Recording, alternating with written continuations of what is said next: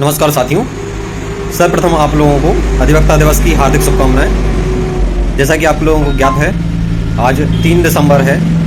3 दिसंबर को हम अधिवक्ता दिवस यानी कि वकील दिवस के रूप में मनाते हैं। उसी के संबंध में मैं चर्चा करना चाहता हूं। वर्तमान परिप्रेक्ष्य में समाज हमें किस नज़रिए से दिखता है, इस पर हम चर्चा करेंगे।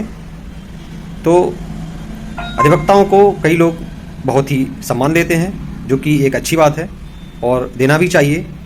लेकिन जो व्यक्ति शिक्षित नहीं है या उसके पास में विवेक की कमी है, वो कहीं ना कहीं एक मन में संदेह पाले रहता है कि वकील तो झूठ बोलते हैं। लेकिन ऐसा नहीं है। कब किन परिस्थितियों में किस प्रकार से फैसले लेने हैं, ये अधिवक्ता को अपने स्वविवेक से निर्धारित करना पड़ता है। कई बार सही कार्य को सही सिद्ध करने के लिए कुछ चीज़ों का सहारा लेना पड़ता है या लेना पड़ सकता है। कोर्ट के अनुसार या समय के अनुसार चीज़ों को किस तरीके से रिप्रेजेंट करना है या पेश करना है, ये एक अधिवक्ता को भली भांति पता होता है। ये चीज़ हर कोई व्यक्ति नहीं समझ सकता है। अगर शिक्षा की बात करें तो अधिवक्ता डबल ग्रेजुएट होता है, यानी कि उसने यदि बीए किया है या स्नातक में कोई भी डिग्री की है तो उसके बाद में उसको एक विधि स्नातक यानी कि लॉ ग्रेजुएट करना आवश्यक होता है, तब जाकर के वो अधिवक्ता बनता है। तो एक सामान्य स्नातक व्यक्ति से वह कहीं ज़्यादा शिक्षित और समझ रखने वाला व्यक्ति होता है और समाज में उसका एक बहुत ही नोबेल प्रोफेशन के जरिए उसका एक बहुत ही महत्वपूर्ण स्थान होता है, जिसके द्वारा लोग उसको सम्मान देते हैं, वकील साहब कह के पुकारते हैं।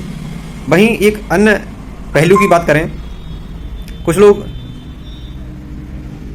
क्या कहें कि उसको निकृष्ट दृष्टि से भी देखने का प्रयास करते हैं, जो कि बिल्कुल सरासर गलत है। हम एक ऐसे समाज से बिलोंग करते हैं जो कि हर व्यक्ति को न्याय दिलाने का कार्य करता है। हर व्यक्ति का मतलब ये है कि किसी भी प्रोफेशन को आप उठा करके देख लीजिए, चाहे वो डॉक्टर हो, चाहे वो इंजीनियर हो, चाहे वो किसी भी व्यवसाय से संबंधित हो, उसे जब किसी चीज़ की आवश्यकता होती है, विधिक सहायता की आवश्यकता होती है, तो उसको वकील की याद आती है।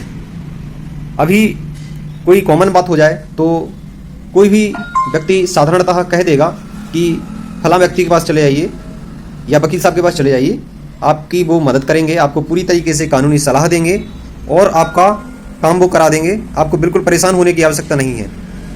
ऐसा मेरे साथ भी होता है और मेरे पास भी लोगों को भेजा जाता है परामर्श के लिए, उनके प्रॉब्लम्स को सुनने के लिए, समझने के लिए, उनको सॉर्ट आउट करने के लिए।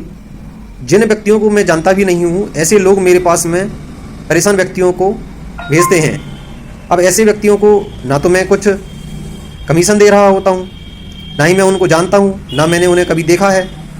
तो ये सारी चीज़ें आपके नेचर, आपके काम करने के तरीके, आपके रवैये पर निर्भर करता है कि आप किस प्रकार से लोगों की सहायता करते हैं। ज़रूरी नहीं है कि आज के समाज में, आज के वर्तमान समय में आप केवल न्यायालय के अंदर ही वकालत करें। समय बहुत परिवर्तनशील है और समय बदल गया है। वर्तमान समय में बहुत सारी चीज़ें ऐसी होती हैं कि कोर्ट के बाहर भी बहुत सारे दिक्कतों का लोगों को सामना करना पड़ता है। दस्तावेजी मामलों में भी लोगों को परेशानी होती है, जिनके समाधान के लिए हम अधिवक्ता दिन रात मेहनत करते रहते हैं और अपना सर्वस्व न्यौछावर करते हुए अपना सर्वश्रेष्ठ देने का प्रयास करते हैं। फिर भी कहीं कोई कमी रह जाती है तो हम अपने आप को अपडेट रखते हैं, इंटरनेट का उपयोग करते हैं, सोशल मीडिया का उपयोग करते हैं, ताकि हम लोगों को जानकारी मिलती रहे कि कहाँ कब क्या कैसे करना है, और जिससे कि लोगों को परेशानी ना हो, उनको हम बहुत अच्छे तरीके से जस्टिस डिलीवर करें या उसको सहायता प्रदान करें, ताकि उसको कभी कोर्ट का सामना ना करना पड़े। और विषम परिस्थितियों में यदि उसको कोर्ट के सामने भी पेश होना पड़ता है, तब उसके पहले भी हम उसके सारे डॉक्यूमेंट इस तरीके से तैयार कराते हैं कि उसको किसी भी तरीके की परेशानी ना हो। और यदि कोर्ट में किसी भी बिंदु पर वो फंसने का अगर मौका आता है, तब भी उस समय हम उसकी भी सहायता करते हैं। लेकिन एक अगर बदनाम करने के तौर तरीके से ये कहा जाए कि अधिवक्ता केवल और केवल झूठ बोलते हैं, तो ये इस बात को मैं सिरे से खारिज करता हूँ। ये बात बिल्कुल कतई गलत है। अधिवक्ता एक उच्च श्रेणी के समाज से बिलोंग करता है, और इसको हम समाज इसलिए कहते हैं क्योंकि हम लोगों में बहुत एकता होती है, हम एक दूसरे के लिए कुछ भी कर सकते हैं। और जहाँ तक देखा जाए बहुत सारे प्रोफेशन ऐसे हैं जिनमें कि एकता देखी गई है। जो डॉक्टर्स होते हैं उनमें भी काफ़ी अच्छी एकता होती है, लेकिन हम लोगों का जो संगठन है इस मामले में मैं प्रथम स्थान पर रखूँगा।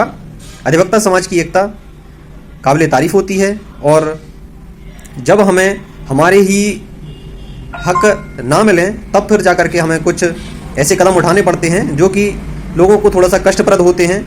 लेकिन हम हमेशा प्रयास करते हैं कि लोगों को कोई परेशानी ना हो, हम हमेशा उनकी मदद करें। कोई भी चीज़ हमें कभी भी किसी के माध्यम से निःशुल्क प्राप्त नहीं होती है, इसलिए हमें मजबूरी में एक निर्धारित फीस लेनी पड़ती है लोगों से परामर्श करते समय, और चाहे वो काउंसलिंग के रूप में हो या फिर किसी भी रूप में हम निर्धारित करते हुए उससे एक फ़ीस लेते हैं, क्योंकि हमें सरकार द्वारा किसी प्रकार की कोई तनख्वाह या वेतन नहीं मिलती है। हम लोग दो तरीके से कार्य करते हैं, एक शासकीय अधिवक्ता होते हैं, एक प्राइवेट अधिवक्ता होते हैं।